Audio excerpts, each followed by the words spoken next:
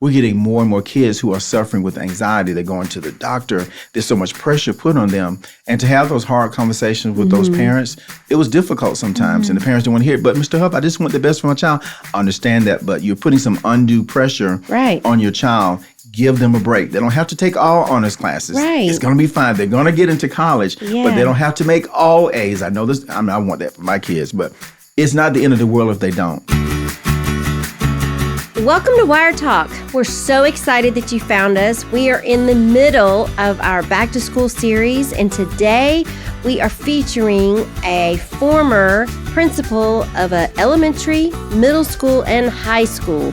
So I cannot wait for y'all to listen to all of this wisdom Jerome Huff is going to be sharing with us.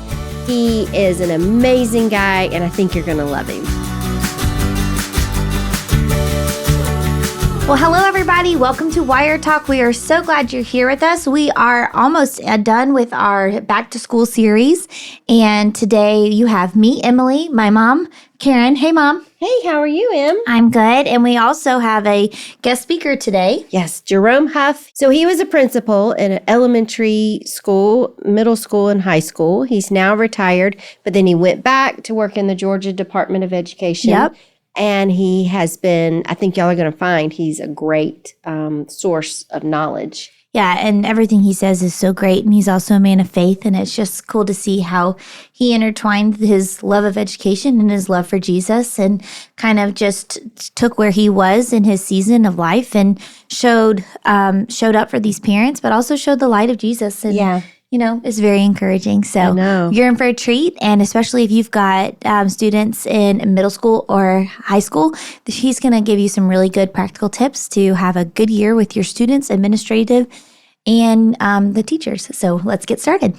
Well, hello, Jerome, and thank you so much for being on Wire Talk with us. We are just so excited. Absolutely. We were just talking about how young you look, and you're just looking amazing, and you're looking great in your green. So thank you. Thank you so much for being a part of Wire Talk. You are so welcome. Can you just give us a little bit about yourself? Tell us about your education journey and, where you started and where you ended up and just a little bit. Absolutely. I'm currently a retiree. I retired in 2017 after 13 years of an administrator and then assistant principal, teacher, the whole 9 yards.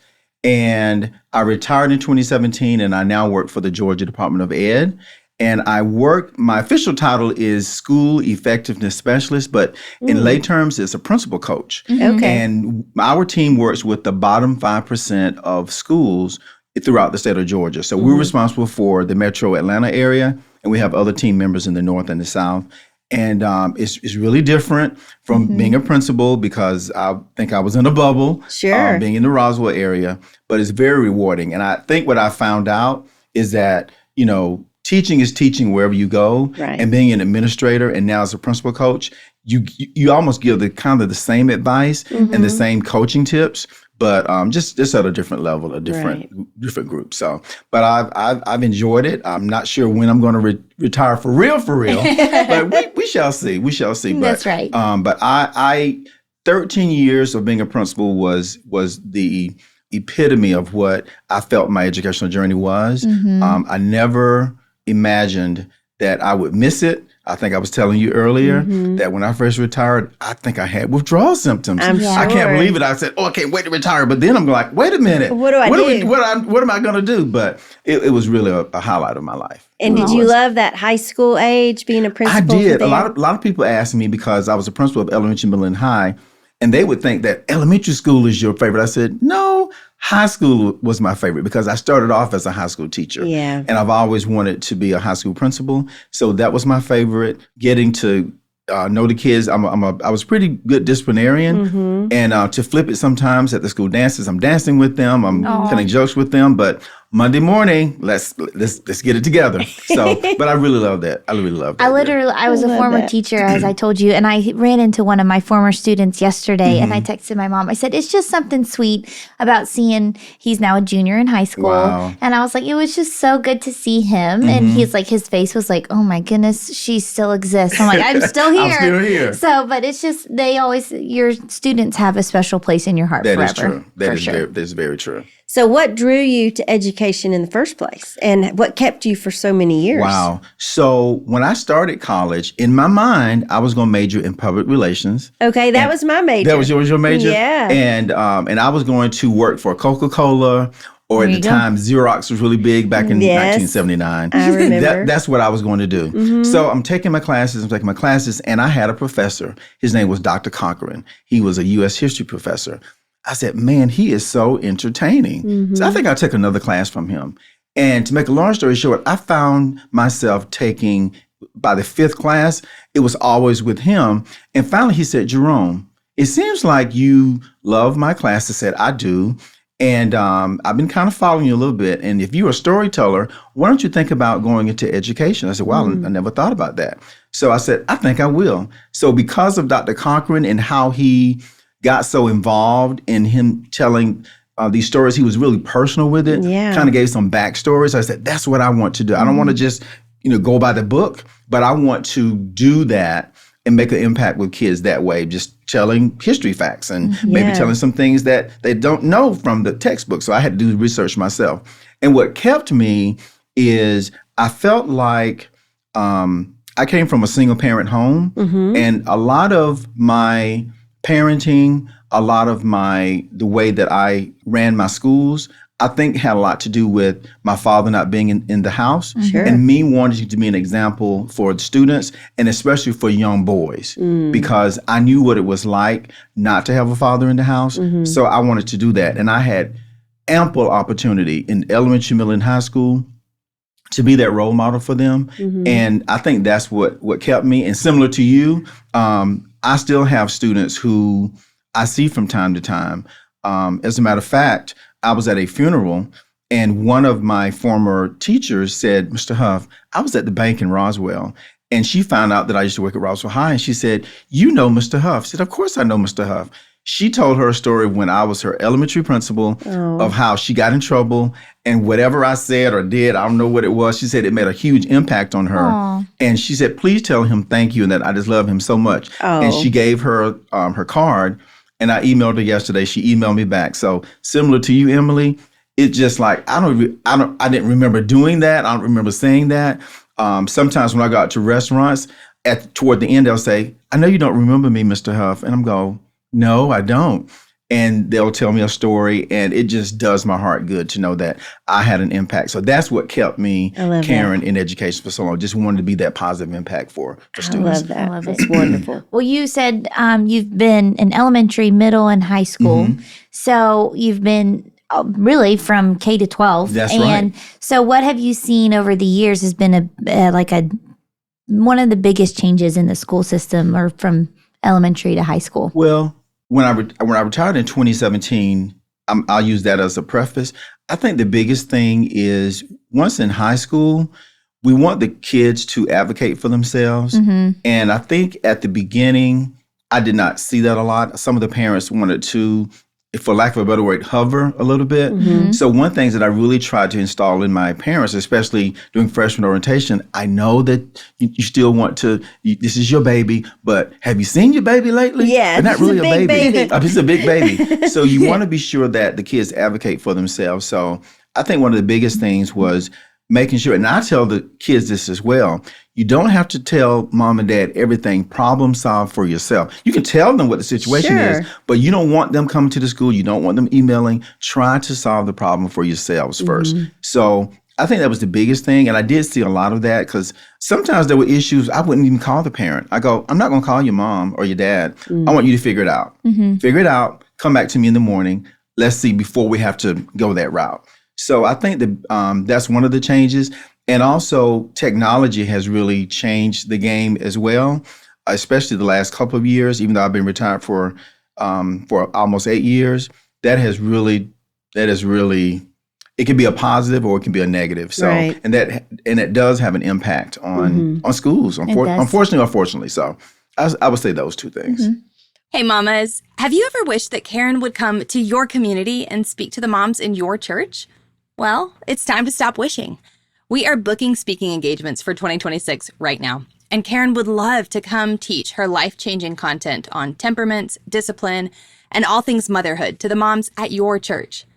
Booking is easier than you think. If you're part of a church community that has resources to host outside speakers, head to boaw.mom/booking and fill out a simple form. We would love to partner with you to bring Karen and her practical parenting wisdom to your town.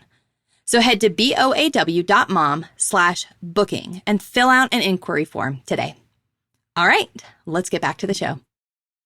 So what about the parents? Have you seen big parenting changes over the years, or they just always sort of stayed the same, like styles of parenting? I'm in a very unique situation because when I was principal, I was in the Roswell area, high socioeconomic levels, and the parents had the means to get tutors. They had the means to, if they wanted to pull them out for private school or whatever. The parents were educated themselves so they could help their children at work.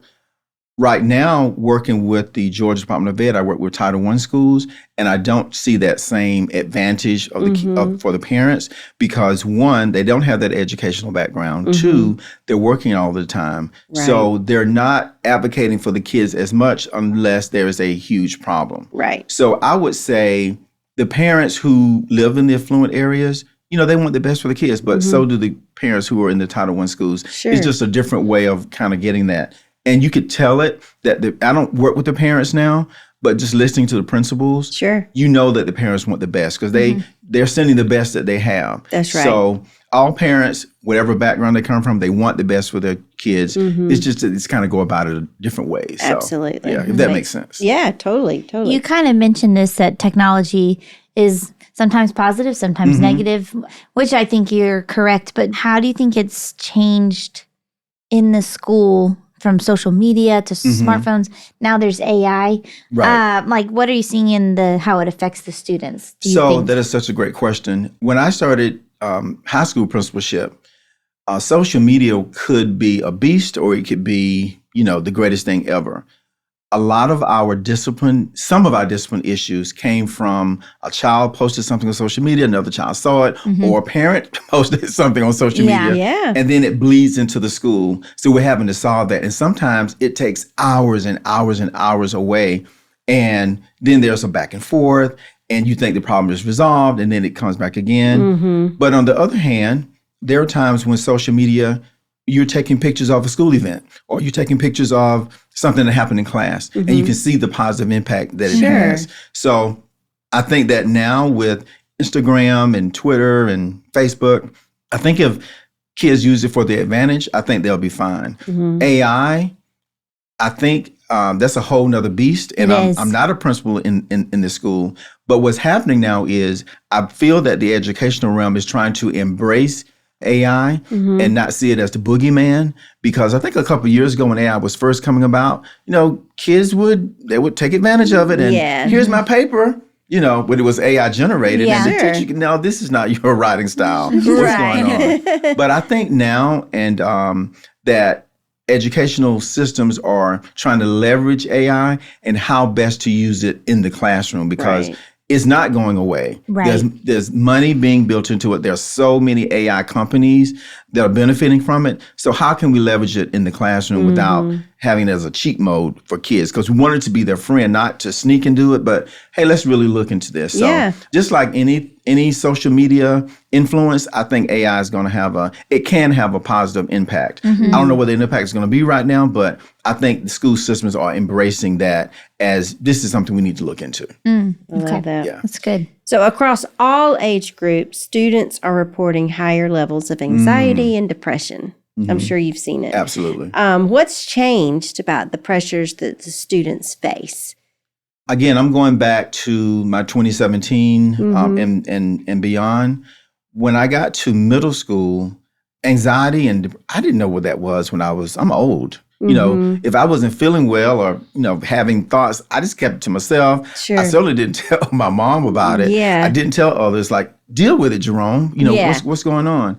But as I got into middle and then high school as an administrator, I saw that it was interfering with students in their everyday lives. Some of it was brought on by themselves. Some of it was brought on by peer pressure. Some of it, unfortunately, was brought on by some students felt that they needed to be perfect. They needed to make all A's. I have to make this grade because I'm going to Harvard, I'm going to UGA, I'm going to some prestigious school. And there were times when it was just too much pressure for the child to handle. And it was sad to have to tell the parents that, or for them to listen to that. I wasn't involved in all those conversations, but just listening to the counselors, and who would say, Jerome, we're getting more and more kids who are suffering with anxiety. They're going to the doctor. There's so much pressure put on them. And to have those hard conversations with those parents, it was difficult sometimes, and the parents didn't want to hear it. But Mr. Huff, I just want the best for my child. I understand that, but you're putting some undue pressure on your child. Give them a break. They don't have to take all honors classes. It's going to be fine. They're going to get into college, but they don't have to make all A's. I know this. I want that for my kids, but it's not the end of the world if they don't. So I think now there were not a lot of resources for children suffering with anxiety, but today school systems now are putting a lot of resources into making sure that a student's mental health is available. And also making students aware that if you are having some issues, it is okay.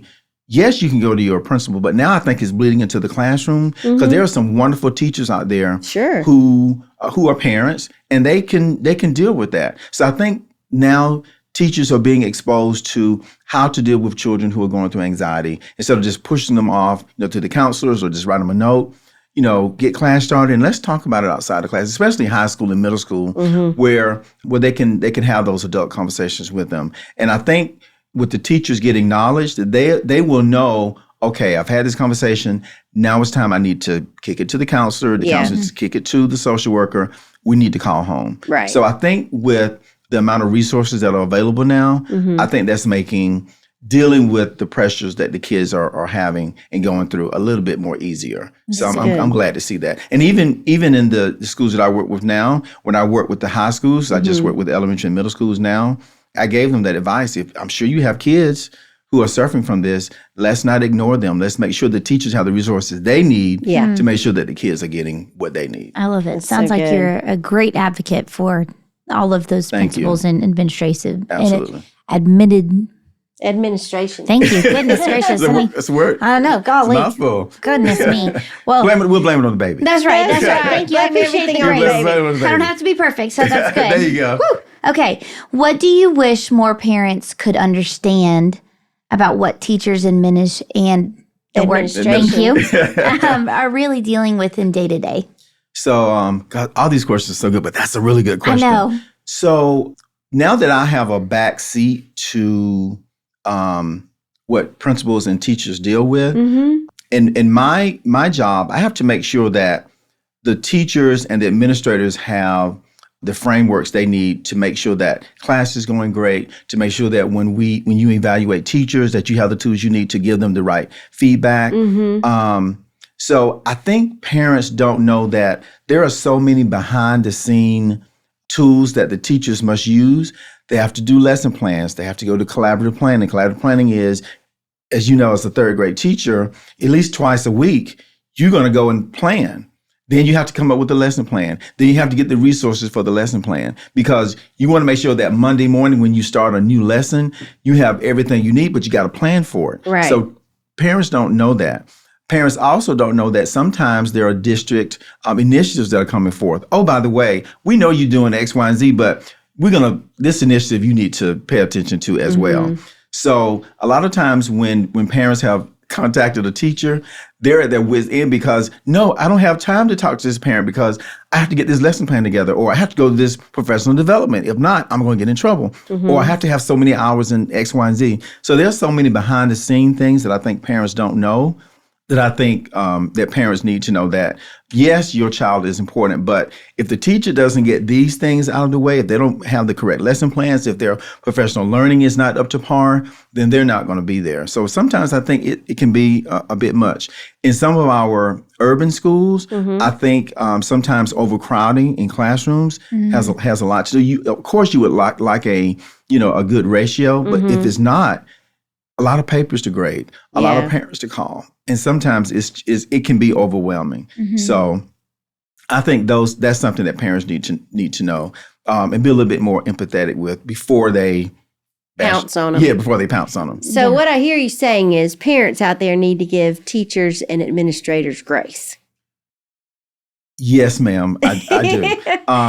Yeah, I do. Yeah, and just understand that, their perspective of things. Correct. It's not, they're juggling a lot of balls. Correct. And the other thing, too, that I found out as an administrator that I think maybe parents don't understand, I think some parents think, well, they have lives.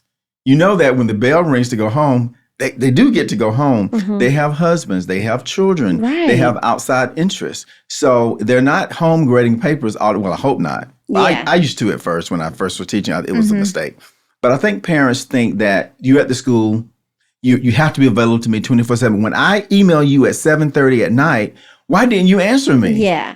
So parents have to remember teachers have lives outside of school. So I think we need to be, and I would tell my parents, these are the parameters for the teacher. Now, if a teacher decides to email you back at 9:30 at night, that is their prerogative. That's a bonus. That's Yeah, right. it's a bonus. But don't expect them. At least 24 hours is what I always told my staff members. So, Sure. But I love what you said about that, to give them some grace. Yeah. And I think that will go a long way. Yeah.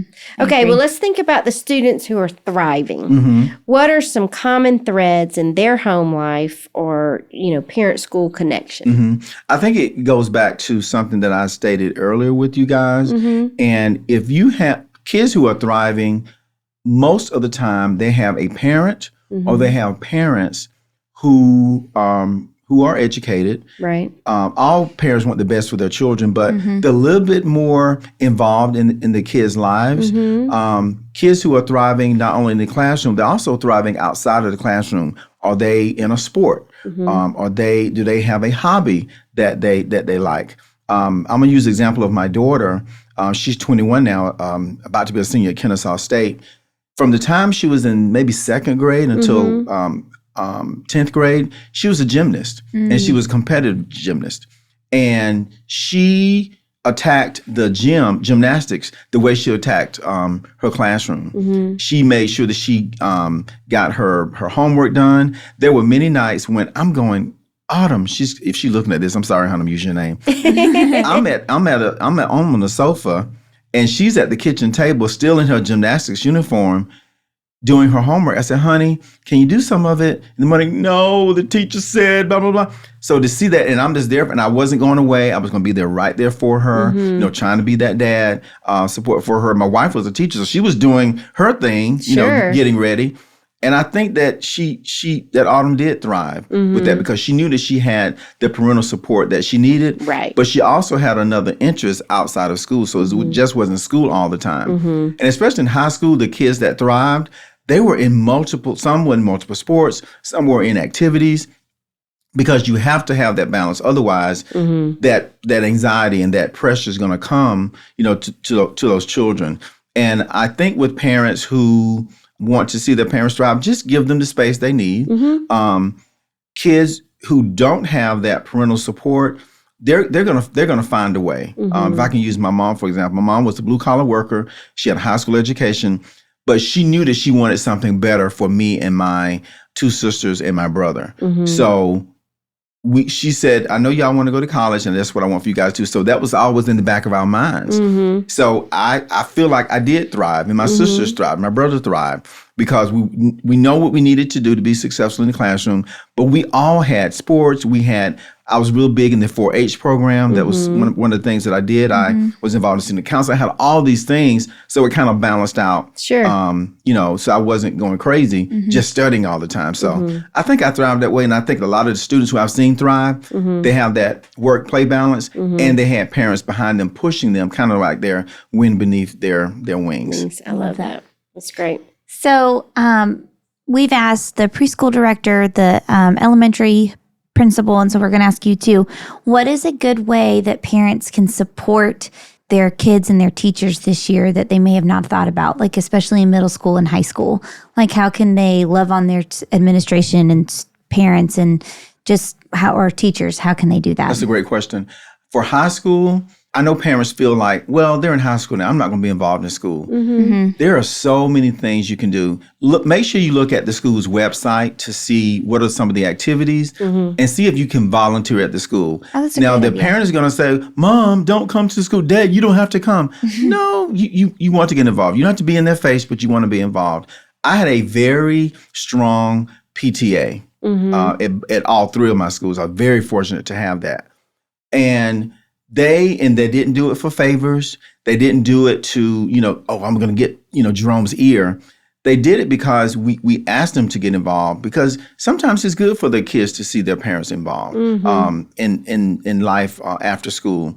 And I knew that they were advocating for the school. If there were funds to be raised, if we need additional funds, they were there for that. But they also were in the school and they saw any need. So they would go out and tell other moms and dads that, I was at the school the other day and I heard Mr. Huff, I heard my teacher say, I think they need some funds for this. And before you know it, Mr. Huff, we have an idea we want to propose to you, because we saw that you need more support for, I'll just say, the science lab or whatever. And that's what they did. At my elementary school, I was one of the elementary schools that didn't have a foundation in the Roswell, Alpharetta area. And I just mentioned it one day at the end of school, one school year. In the summer, one of my parents texted me. She said, hey, Jerome, we have a foundation. I said, no, we don't have a foundation, Maggie. What are you talking about? No, we have a foundation. You said you wanted it. I think it's going to be good. And it's already formed. And she did all the things. Wow. And we had a foundation. And the first year, we raised $75,000 for that foundation. And it is still thriving today. Wow. So that kind of parental support. I said before that I was a single mom, and one thing that I saw that was missing, especially in elementary school, were the dads. So I said, you know what? I want to start a dads club. I don't know how it was going to look. Let me just see. So I said, calling all dads, I want you to be involved. So we had an initial meeting. I told them how I grew up without my father, and I told them these are some of the things I would love to see you guys do. Yeah. So one of the things that I wanted them to do every Friday was to open the doors for the kids at school, come inside the building so the kids could see you, be these mystery readers, because they don't see a lot of men do that. Yeah. And so we started our dance club. And before I knew it, our whole cluster of elementary schools had started a dance club. So to this day, at Roswell North, one of my legacy points is that I started a dance club in the Roswell, and they're still active today. So parents can get involved by asking, hey, what can I do, principal, or what can I do, teacher? And I don't want to be in the way, but what can I do? Yeah. And there are so many things, even at the high school level, where you're giving the kids room enough so they can grow and they can prosper, without, having, too much wind against their backs. But when the kids see that, that's going to make them want to prosper. So get involved that way. Well, we know that you're a man of faith. So how has that impacted, leading a staff and your teachers and, trickling on down to the parents and students? Wow. So I'm not a principal anymore, so I won't get in trouble. But I was telling Aaron in before we came in that there were many times when I could see that a parent was going through something, or I saw a student was going through something, and I would just, I would rely, I can say Holy Spirit, you sure rely can. on the Holy Spirit to prompt me. And there were days when I knew this parent needed more than just, a little scolding or I'm going to give you this. And I would go tell my secretary, I said, listen, I'm going to close my door. And she always knew what that meant. Yeah. Because she could hear the parent crying or whatever.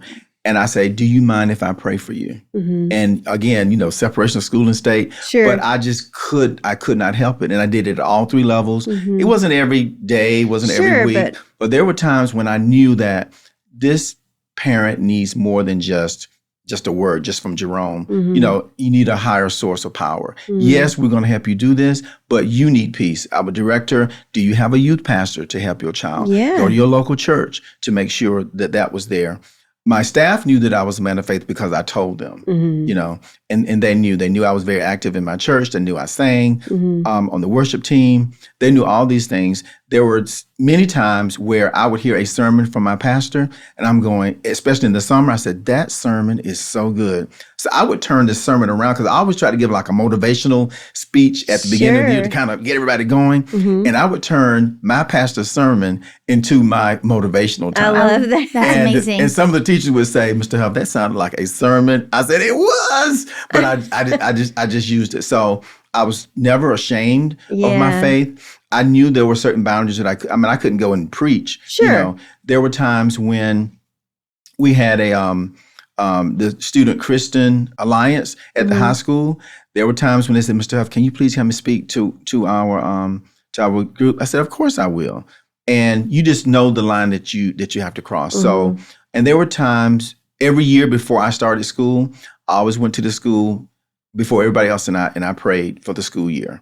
What a blessing. Yeah. Amazing. And I think, I don't know if this is going to be, I think it's one of the questions is, how can moms pray? I had mom parent groups who would email and say, hey, Mr. Huff, I just want to let you know that we came up to the school and we walked around the school, or we, every Monday, this is what we're doing. So if moms want to know, how can we pray for the school?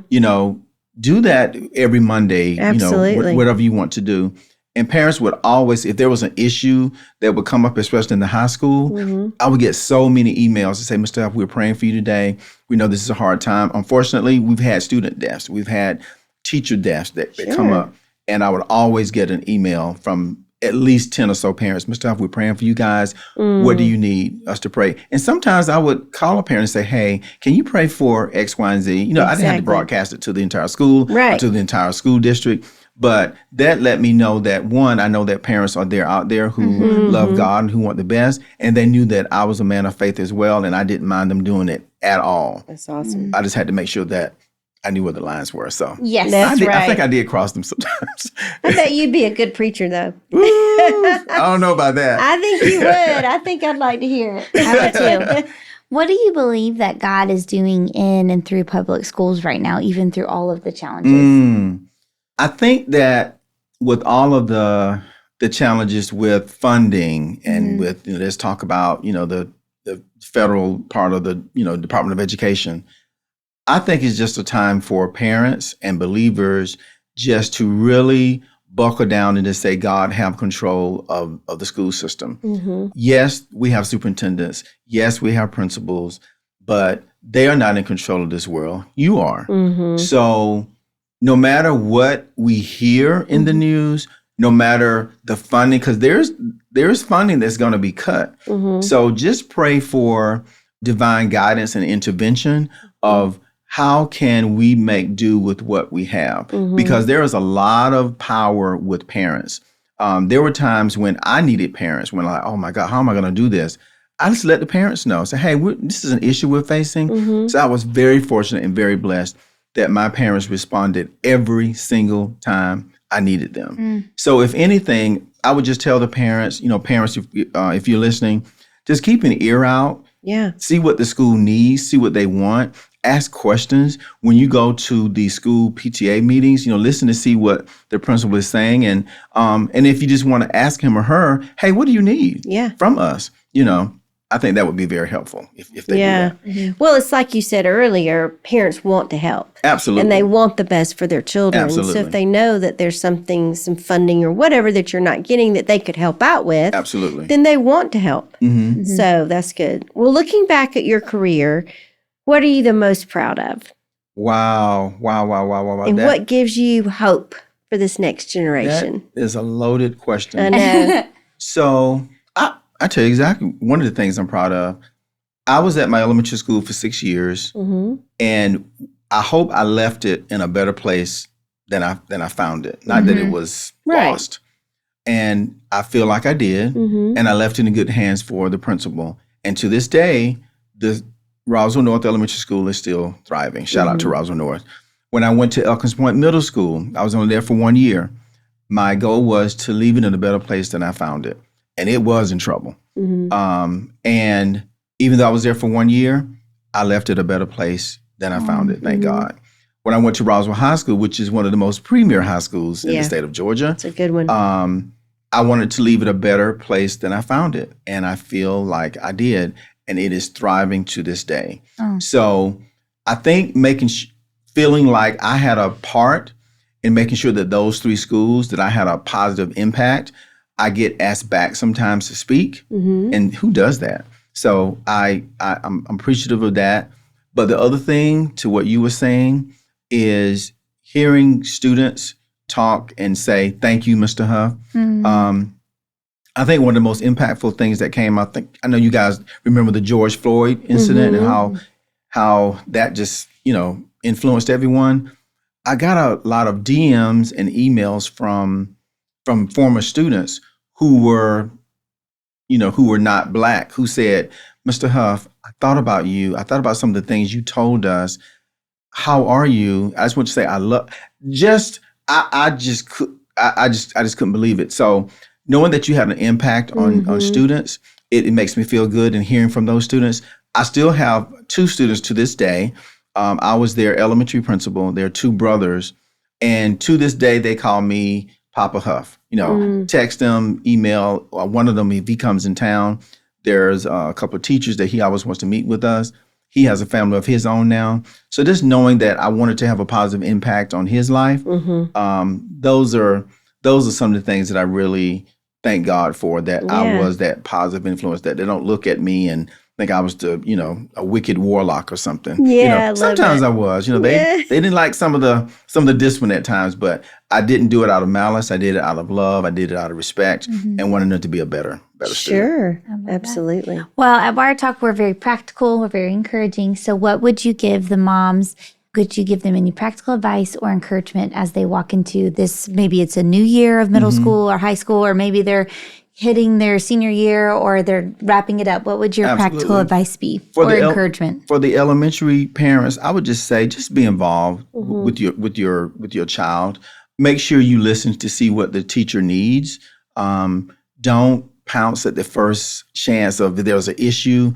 I always say start at the least common denominator. If there's an issue, start with the teacher. You don't need to write the president or your representative first or anything, but start with the teacher. You would be surprised at there was a misunderstanding or that's not what I meant. And to get that settled, partner with your school's elementary parents and see how you can best fit.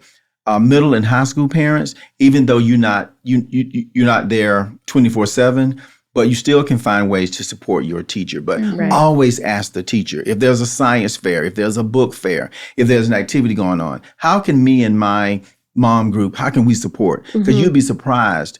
And, when you start helping at the school, gosh, I see this teacher in another light now. She's not that mean. What are you talking about? Lisa, you said you said your teacher was mean. But getting involved in the school, and for high school parents, especially the parents of seniors, allow your child to advocate for themselves, allow your child to make their own decisions. Of course, you're going to be there to coach and to guide, but allow them to make that decision, especially if they're thriving. Give them their space that they need. And if you see that they need a nudge, of course, you're there for that. And just let them thrive. If they're thriving now, they're going to thrive once they leave, especially if they have a good foundation at school and a good foundation at home. Oh, this is so great. Well, thank you so much for being on the podcast. You are so welcome. I know the moms have just going to enjoy you as much as Emily and I have. I know. It's Thank you so much. Wonderful. Thank you for the opportunity. I really appreciate it. Thank you.